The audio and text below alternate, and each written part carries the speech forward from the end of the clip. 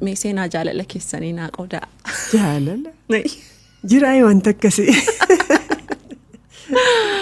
Obbo Leencoo faana akkamitti wal argitanii? Maali gaa'ela? Cidha akkamiidhaan akkam ture haalli gaa'ela keessanii? Diraama mataasaa danda'e inni mataa. Amma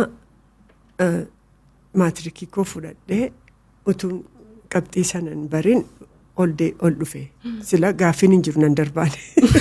Beekamaa. Beekamaadha. Dhufee utuun sanayyuu hin barin jechuudha. Eessummi koo tokko immoo Dr. Efreem Maammoo jedhama waanoo keessa saayinsii faakaltii sana keessa riisarchii hojjeta. Achi isaa wajjiniin hojiidhaa baanee gara manuma isaan taa'a. Mana isaatti deemnaa.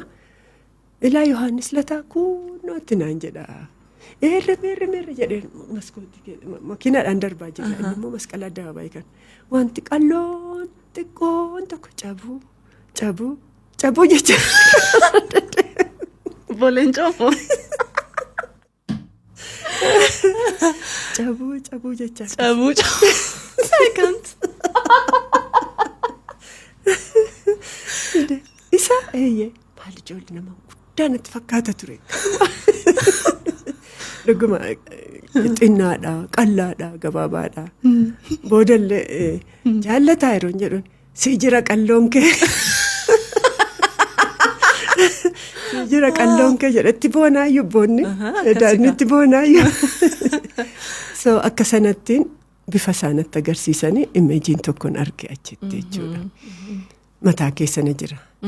Dur immoo footoo isaanan argaa hin kokkolfaa maal jedhaa bara baasa uffataa qumxaa ciccittuu uffataa hin kolfa immoo maaltu isa kofalchiisa hiyyummaatu isa kofalchiisa immoo ciccitaa uffatee marga fahaamaniitu baratu jedhanii isaanii miicanii baratu warri iskoolarshiip manni barumsichaa mana warra sooressaati ijoolleen sooressaa horiin kaffalamee fi wiikendii baasanii nyaatachuutti itti guuraniiti kan isaan baratan isaan iskoolarshiippii iyyeeyyiidha. Iskoolarshiippiidhaan dhufeenni immoo warri homaan qaban baadiyyaa Dambidollootii dhufe Adaamaa. So isa fa'a attituudiin sun bifisaa sun kolfisaa sun mataa makoo keessatti naafta akkamittiin akkas gammada hiyyeessa ta'e kananii kan hin qabne. Seequunsaa garuu sammuu keessas hin jirti. Jedhee. Obboleettii kootiyaa footoo isaa natti agarsiisan isaan beeku. So inni sun jijjiiraa akkas yeroon argu isa jechuudhaan jedhe gaafa kaan saayinsii faakaltii laayibireerii saayinsii faakaltii 4 kiiloo jechuudha.